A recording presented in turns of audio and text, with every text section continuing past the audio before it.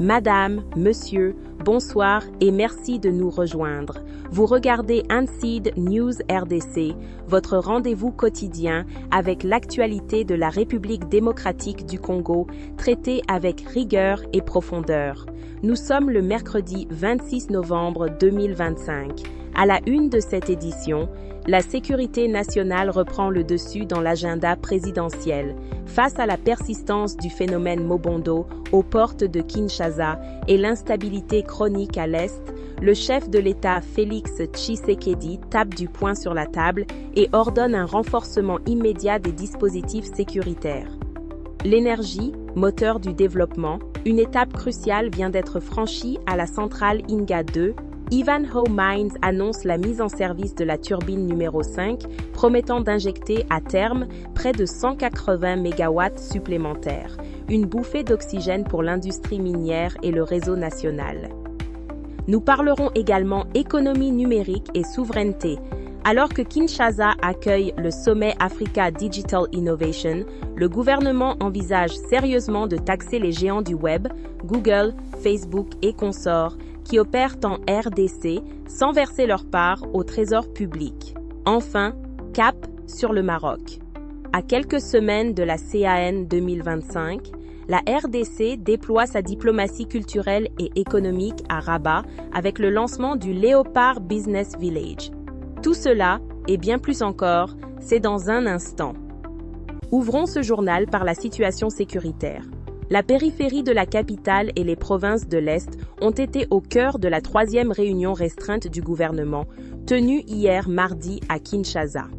Le président de la République, Félix Tshisekedi, a exprimé sa ferme préoccupation concernant la résurgence du phénomène Mobondo dans l'ouest du pays, particulièrement dans la périphérie de Kinshasa. Selon le compte-rendu de la présidence, le chef de l'État a donné des instructions claires aux responsables de l'intérieur et de la défense. Il faut impérativement renforcer les dispositifs sécuritaires pour protéger les populations. Cette directive intervient alors que des miliciens Mobondo ont été aperçus récemment au parc Kingakati et qu'une attaque meurtrière a été signalée le week-end dernier. Lors de cette réunion stratégique, à laquelle ont pris part le VPM de la Défense et la vice-ministre de l'Intérieur, un point a également été fait sur l'état de siège. Le ministre de la Formation professionnelle, représentant la justice, a soumis le projet de loi portant prorogation de cette mesure d'exception à partir du 3 décembre 2025, projet qui a été adopté par le Conseil. Notez également une note positive dans ce tableau sombre.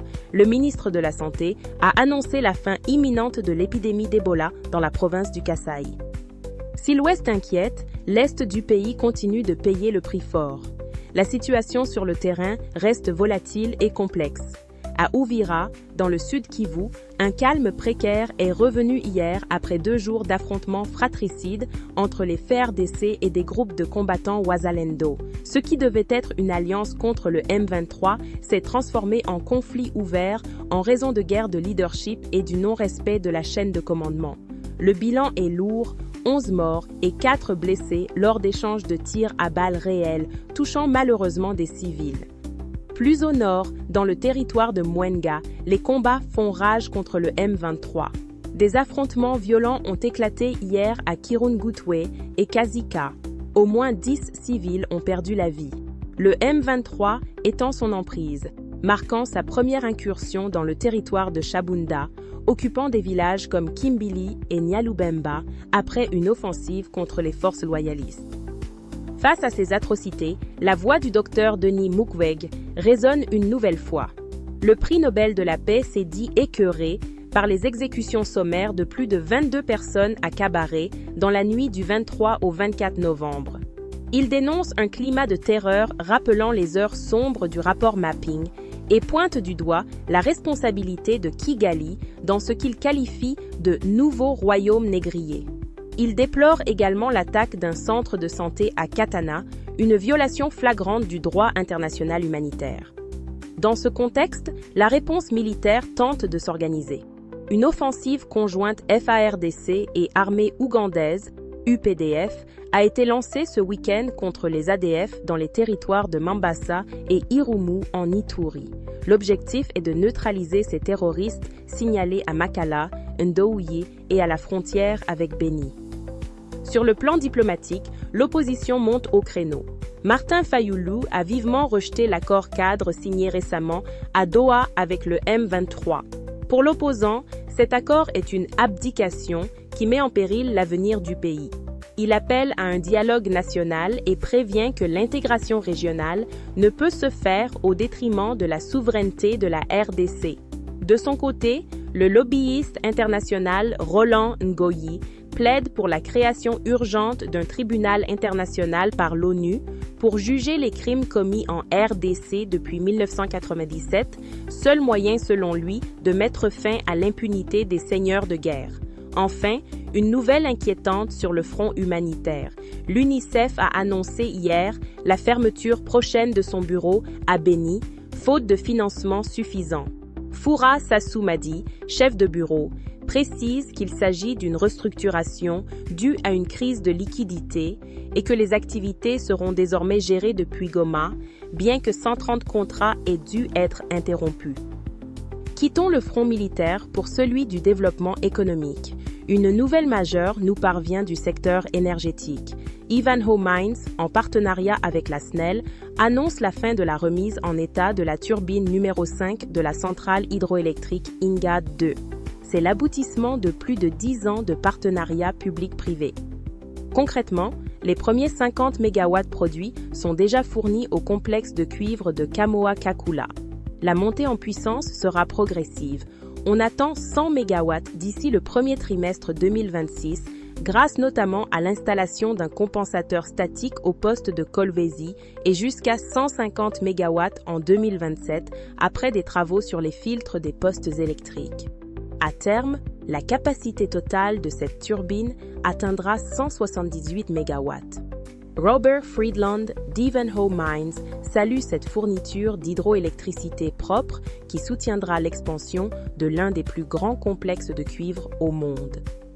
L'énergie électrique est indispensable, tout comme l'est aujourd'hui l'économie numérique. Kinshasa accueille la 4e édition de l'Africa Digital Innovation Summit, ADIS 2025. Le ministre de l'économie numérique, Augustin Kibassa, y a dévoilé une ambition forte. Mobiliser 1,5 milliard de dollars entre 2026 et 2030 pour transformer la RDC en hub technologique. Mais la grande annonce de ce sommet concerne la fiscalité des géants du web. Le gouvernement fait le constat amer que Google, Facebook, Twitter, TikTok et d'autres réalisent des profits colossaux en RDC sans payer d'impôts. Le ministre Kibassa a confirmé que des réflexions sont en cours pour instaurer un prélèvement fiscal sur ces GAFAM, que ce soit au niveau national ou sous-régional. Il a également pointé du doigt la nécessité de réguler les contenus, citant l'exemple de TikTok dont la version chinoise est éducative, contrairement à ce qui est diffusé ici. De son côté, la ministre de l'Éducation, Raissa Malou, insiste sur la formation des jeunes pour qu'ils deviennent producteurs de solutions technologiques et non simples consommateurs. L'actualité économique, c'est aussi le forum Makutano qui se tient actuellement. La première ministre Judith Suminwa y a tenu un discours de vérité face aux opérateurs économiques. Elle a rappelé que l'État, avec ses 1,2 million de fonctionnaires, a atteint ses limites en termes d'embauche. Le message est clair. C'est au secteur privé de créer de l'emploi et de la valeur en misant sur la production locale. Elle promet en retour un partenariat basé sur le dialogue et la transparence. Dans le secteur bancaire, le Sénat examine ce jeudi le rapport sur la proposition de loi modifiant l'activité et le contrôle des établissements de crédit. Cette réforme vise à moderniser un cadre légal devenu obsolète, à renforcer les pouvoirs de la Banque centrale et à promouvoir l'inclusion financière dans un pays où le taux de bancarisation reste faible. À propos de finances, une mise au point importante dans l'affaire des 25 millions de la Soneca. Dondas Malepikini, président du comité de suivi de la société, a tenu à exonérer l'ancien ministre des Finances Nicolas Kazadi. Dans une tribune, il affirme que le ministre a agi légalement pour régler une dette de l'État envers les artistes, mais que les fonds ont été détournés par le liquidateur de la Soneca. Il précise que Nicolas Kazadi a été un allié des artistes dans ce dossier complexe. Terminons ce volet économique par 2 brèves provinciales. Dans le Haut-Katanga, Aru vit une situation monétaire particulière. Le shilling ougandais domine les échanges commerciaux au détriment du franc congolais, une situation dénoncée par les experts comme un danger pour la souveraineté monétaire. Au nord Kivu, belle prise des services de sécurité à Kasindi. Une importante cargaison de cacao de contrebande, dissimulée dans des bidons, a été saisie. Le produit de sa vente financera des infrastructures locales. Le volet société de ce journal est marqué par des tensions sociales et des défis infrastructurels majeurs. Dans le Haut-Katanga, les enseignants du territoire de Kasenga menacent d'entrer en grève dès le 5 décembre. En cause, des retards chroniques dans le paiement de leur salaire via Equity BCDC, certains attendant jusqu'à 60 jours pour être payés. Ils dénoncent l'inefficacité des contrôles de la DINACOP qui ne résolvent pas leur précarité. Même grogne à Kinshasa au ministère des Sports, où des agents réclament 13 ans d'arriérés de primes. Le directeur de cabinet du ministre a appelé au calme, promettant une revalorisation des primes et l'ouverture d'un dialogue. Pendant ce temps, le vice-premier ministre de la fonction publique, Jean-Pierre Liaou, est en tournée à Bunia pour évaluer les réformes de l'administration.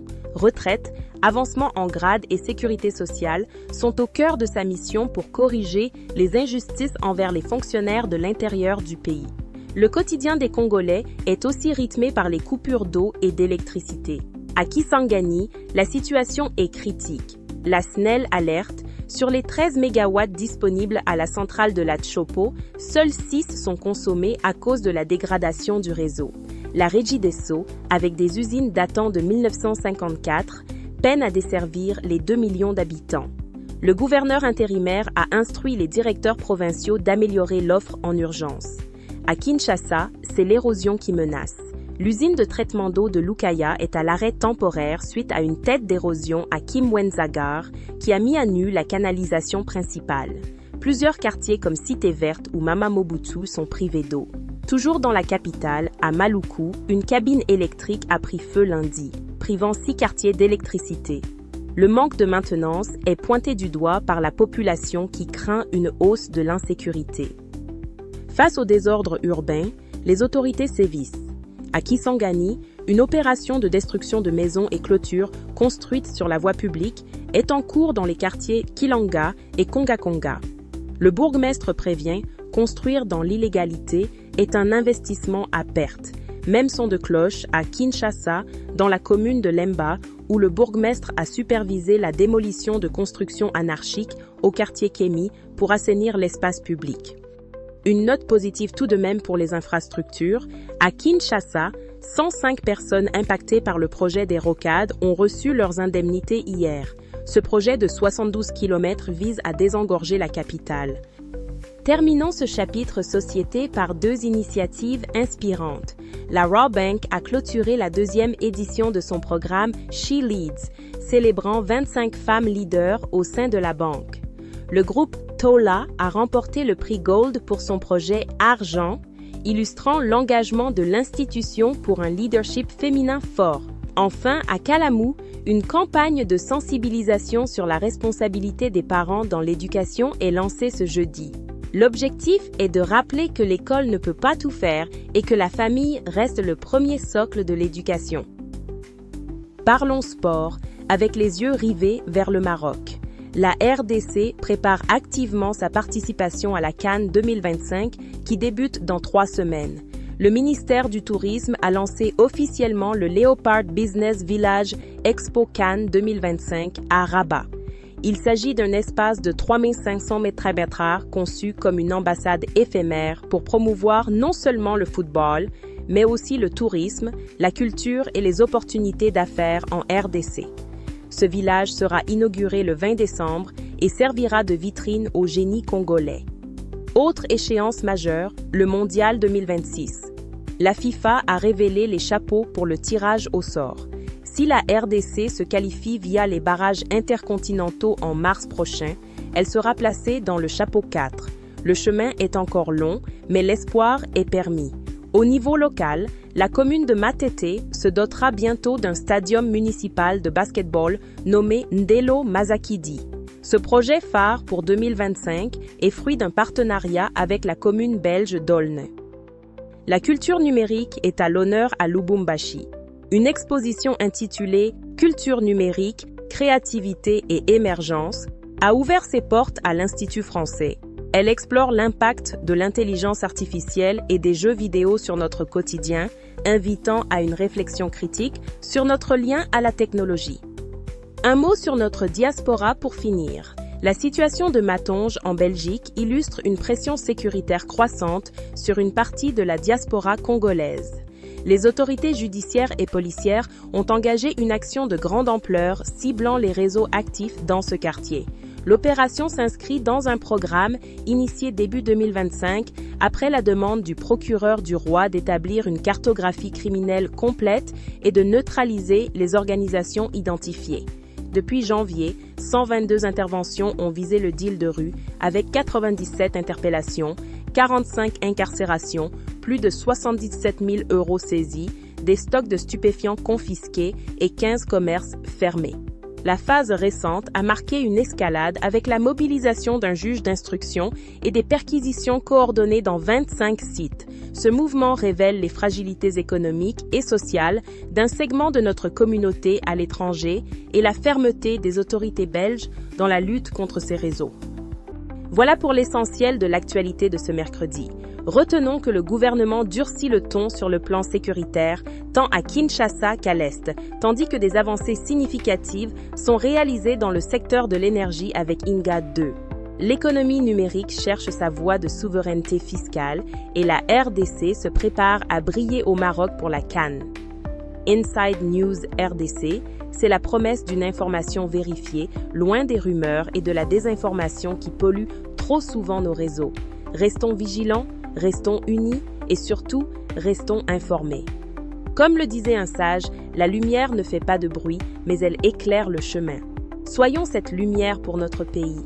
Je vous retrouve demain, même heure, même chaîne, pour décrypter ensemble les soubresauts de notre grand Congo. D'ici là, prenez soin de vous et de vos proches. N'oubliez pas de vous abonner à notre chaîne et de suivre nos dossiers d'investigation exclusifs disponibles sur nos plateformes digitales. Bonsoir chez vous.